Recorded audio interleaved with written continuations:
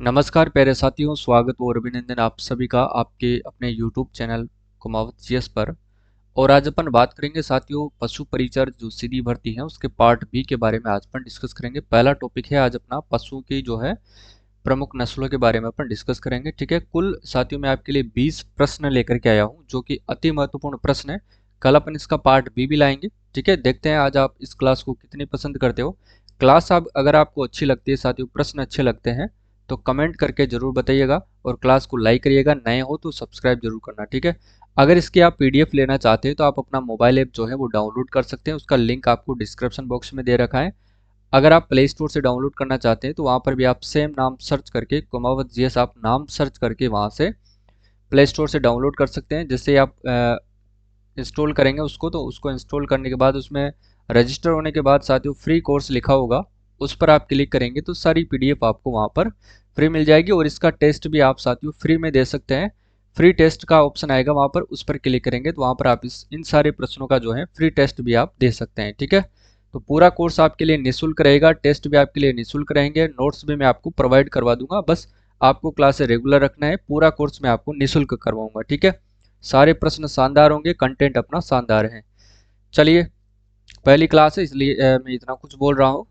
कल से अपनी जो है वो, चलिए देखिए साथियों, पहला प्रश्न है कि टोगनबर्ग दुधारू जो नस्ल है वो किस पशु की है। टोगनबर्ग जो दुधारू नस्ल है वो किस पशु की है, तो ध्यान रखना है साथियों ये बकरी की प्रमुख नस्ल है। ठीक है ना, ये आपको ध्यान रखना है। चलिए अगला प्रश्न देखिए अब, मिनी एचर गाय कहलाती है साथियों। मिनी एचर जो गाय है वो क्या कहलाती है। मिनी एचर गाय कहलाती है साथियों बेचूर कहलाती है। ठीक है ना, क्या कहलाती है साथियों, बेचूर कहलाती है। नेक्स्ट क्वेश्चन है, आज की क्लास थोड़ी कम होगी क्योंकि कल की जो क्लास होगी साथियों अपन बिल्कुल व्याख्या करेंगे, एक एक ऑप्शन की अपन व्याख्या करेंगे। मैं आपको रटवा दूंगा क्लास के अंतर्गत सारे प्रश्न। आज बस डेमो क्लास है इसलिए छोटी क्लास रहेगी, अपन व्याख्या नहीं करेंगे। ठीक है, बकरी की किस नस्ल की पहचान पिछली टांगों पर पीछे की तरफ साथियों घने लंबे बाल का होना खास पहचान है, तो वो कौन सी नस्ल है साथियों, और वो भी किसकी बकरी की नस्ल है। तो ध्यान रखना साथियों, जमुनापारी जो नस्ल है उसके जो पिछली टांगे होते हैं साथियों, उसके पीछे की तरफ क्या होते हैं घने जो है लंबे बाल होना उसकी खास पहचान है, किसकी, जमुनापारी की। ठीक है, ये आपको ध्यान रखना है। नेक्स्ट क्वेश्चन है, किस पशु में साथियों तीवर्षा यानी कि सर्रा रोग जो कि ट्रिपेनोसोमा और एवेंसाइन नामक परजीवी कीटाणु के द्वारा होता है। तो ये रोग याद करना साथियों, सर्रा रोग तीवर्षा। तीवर्षा इसलिए रखा गया है क्योंकि 3 वर्ष तक चलता है। ठीक है, तो ये होता है साथियों ऊँटों के अंतर्गत ये रोग होता है। कल ऊँटों के बारे में भी अपन पूरा डिस्कस करेंगे। ठीक है, याद कर लेना आप। अगला क्वेश्चन है वो देखिएगा, इसका टेस्ट आपको ए पर मिल जाएगा। भारत में साथियों भेड़ों की लगभग कितनी नस्लें हैं। तो भारत में साथियों भेड़ों की जो नस्लें हैं वो लगभग 42 है, और 100% एग्जाम की दृष्टि से साथियों ये इंपॉर्टेंट भी है, आपको याद रखना है। ठीक है ना, लगभग आपको 42 याद करनी है। नेक्स्ट क्वेश्चन देखिएगा, सबसे अधिक वसा, ध्यान रखना साथियों, सबसे अधिक वसा प्रतिशत वाले दूध के लिए जो है भैंस की नस्ल जानी जाती है। वो कौन सी नस्ल है साथियों भैंस की जो सबसे अधिक, जिसके दूध में वसा की मात्रा सबसे अधिक होती है। तो ध्यान रखना साथियों वो कौन सी नस्ल है, वो याद करना आपके भदावरी नस्ल। ठीक है ना, ये वैसे तो चारों की चारों नस्लें साथियों भैंस की है, मुर्रा, भदावरी, जफराबादी और सुरती। ठीक है, लेकिन सबसे ज्यादा वसा की मात्रा भदावरी के दूध में पाई जाती है, ये ध्यान रखना है। इसके बाद देखिए कि बीकानेरी नस्ल के ऊंट की साथियों जमीन से थुई तक जो ऊंचाई होती है वो कितनी होती है। यानी कि बीकानेरी नस्ल का जो ऊंट होता है उसकी ऊंचाई साथियों जमीन से लेकर के उसकी जो थुई होती है नीचे का पार्ट, उस तक ऊंचाई जो है वो कितनी होती है। तो ये आपको ध्यान रखना है साथियों 10 से लेकर के 12 फीट, यानी कि ऑप्शन 20 का सही आंसर होगा। ठीक है ना, 10 से 12 फीट उसकी थुई तक ऊंचाई होती है। ठीक है ना, अगला क्वेश्चन है कि भेड़ की साथियों किस नस्ल को राजस्थान के मेरिनो कहा जाता है। और ये प्रश्न साथियों 100% अति महत्वपूर्ण है, आपको याद करना है। भेड़ की किस नस्ल को राजस्थान के मेरिनो कहा जाता है। तो ध्यान रखना साथियों चोकला जो नस्ल है इसको मेरिनो कहा जाता है। वैसे सारी की सारी भेड़ें ये भेड़ की नस्लें हैं, ये आपको ध्यान रखना है। अगला क्वेश्चन है वो देखिएगा, ऊंट की कौन सी नस्ल साथियों रेगिस्तान में पुलिस एवं सेना के कार्यों के लिए सर्वाधिक उपयुक्त है। यानी कि ऊंट की वो कौन सी नस्लें हैं जो रेगिस्तान में साथियों पुलिस व सेना के कार्यों के लिए उपयुक्त मानी जाती है। तो ध्यान रखिएगा वो है साथियों जैसलमेरी नस्ल। ठीक है ना, और इसको उत्पन्न भी कहाँ से माना जाता है, जैसलमेर से ही। याद करना अगला है कि निम्नलिखित में से साथियों बकरी की कौन सी नस्ल का जो है मूल उत्पत्ति स्थान उत्तर प्रदेश का इटावा जिला माना जाता है। वो कौन सी नस्ल है जिसका मूल स्थान साथियों यानी कि उत्पत्ति जो है उत्तर प्रदेश का इटावा जिला माना जाता है। तो वो है आपके ध्यान रखना साथियों जमुना पारी। ठीक है, बी वाला इसमें सही होगा। और ये सारी की सारी नस्लें साथियों बकरी की हैं, ये ध्यान रखना है आपको। अगला है, चलिए ये तो अपन पढ़ चुके हैं। अगला क्वेश्चन देखिए साथियों, निम्नलिखित में से साथियों बकरी की किस नस्ल का जो है मूल उत्पत्ति जो स्थान है वो पूर्वी अफ्रीका का जो है ब्रिटिश सोमानिया का बर्बरा क्षेत्र माना जाता है।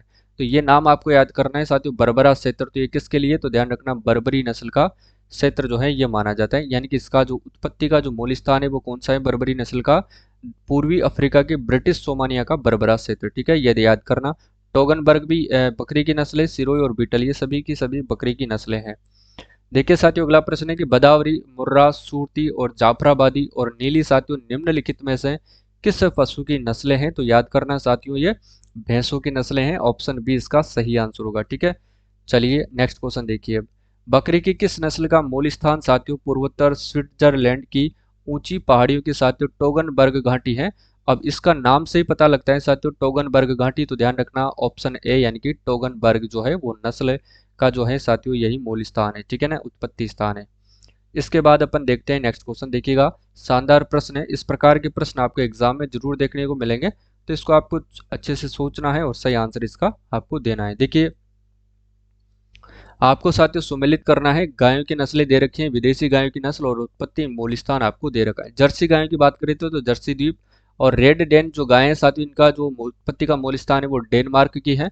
और ब्राउन स्विस गायों का स्थान है साथियों, स्विस से याद करना स्विट्जरलैंड, स्विस से क्या याद करोगे स्विट्जरलैंड, और डेन से क्या याद रखोगे तो डेनमार्क, और जर्सी से तो याद कर लेना जर्सी द्वीप, यानी कि हॉलस्टीन साथियों फ्रिजियन जो है वो हॉलैंड की है, हॉल से हॉलैंड याद कर लेना। ठीक है, वैसे कठिन नहीं है।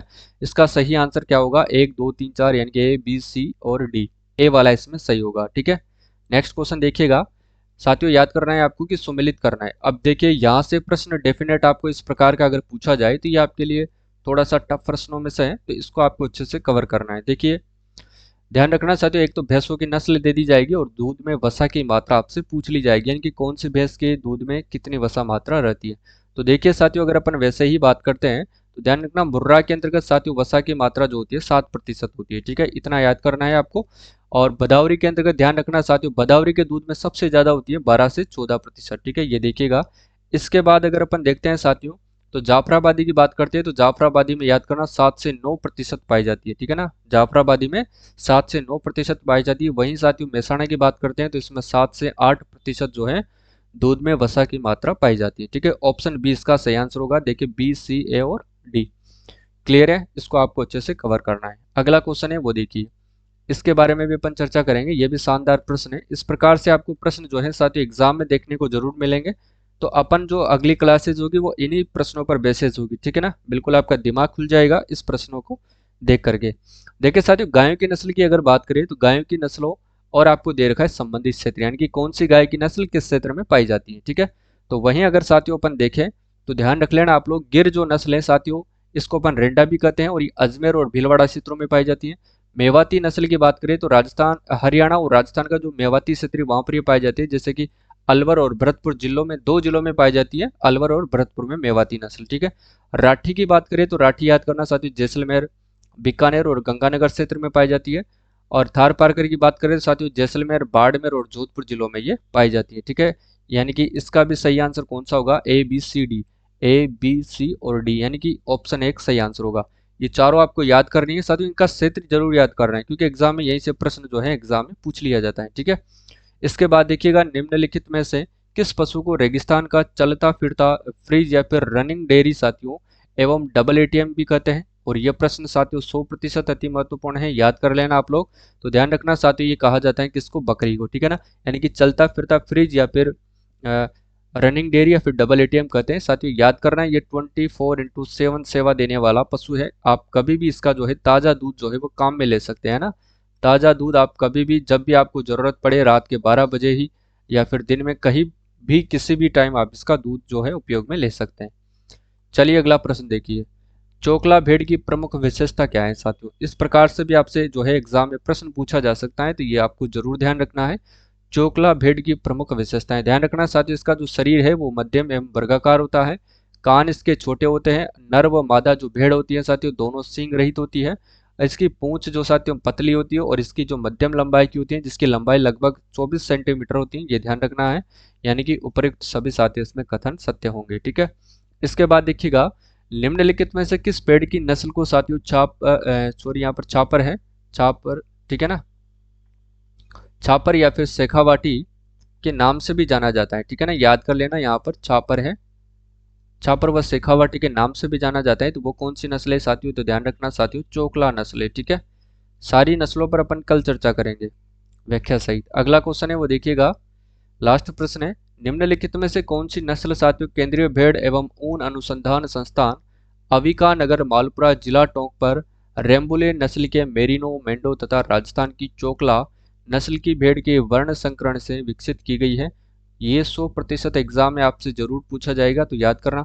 चोकला नस्ल की जो है भेड़ के वर्ण संकरण से विकसित की गई है, तो वो कौन सी नस्ल है साथियों, अविका नगर से याद कर लेना, अवि वस्त्र। ठीक है, बी इसका सही आंसर होगा, याद करना है। और मालपुरा जो नस्ल है साथियों मादा, उससे भी संकरित करा करके की गई थी, तो वो अविकालीन थी। ठीक है ना, इसके अपन कल व्याख्या सही चर्चा करेंगे। तो आज के अपन ने कुल चर्चा करी है साथियों 21 प्रश्नों पर। और ये प्रश्न आपको कैसे लगते हैं, आपने इन प्रश्नों में से कितने प्रश्नों का आपने जवाब दिया, कितने आपके सही हुए, कमेंट करके जरूर बताना। और क्लास आपको कैसी लगती है ये भी आपको बताना है। ठीक है, अगर नए हैं तो चैनल को सब्सक्राइब कर लेना। आपको साथियों इस क्लास से संबंधित आपको रोजाना फ्री टेस्ट मिलेंगे। फ्री टेस्ट कहाँ पर मिलेंगे, प्ले स्टोर से जाना, प्ले स्टोर पर जाकर के अपना मोबाइल ऐप सर्च कर लेना कुमावत जीएस, ठीक है ना, इसी नाम से, चैनल के नाम से। और वहाँ पर साथियों जैसे ही आप रजिस्टर होगे वहाँ पर लिखा हुआ है फ्री टेस्ट। ठीक है, उस पर जाकर के आप रोजाना फ्री टेस्ट दे सकते हैं। नोट्स भी मैं आपको शानदार तरीके से उपलब्ध करवा दूंगा, बिल्कुल आसान भाषा में। अपन एमसीक्यू माध्यम से भी डिस्कस करेंगे और डिस्क्रिप्टिव माध्यम से भी साथियों मैं आपको पढ़ा दूंगा। ठीक है, तो पूरा कोर्स बिल्कुल निःशुल्क रहेगा। पार्ट बी याद करना साथियों, 45 में से मैं आपको 35 नंबर दिलाने के सारे जो है प्रश्न करवा दूंगा। 35 नंबर आप यहाँ से प्राप्त कर सकते हैं अकेले मेरी क्लास से। ठीक है, तो आज के लिए बस इतना ही।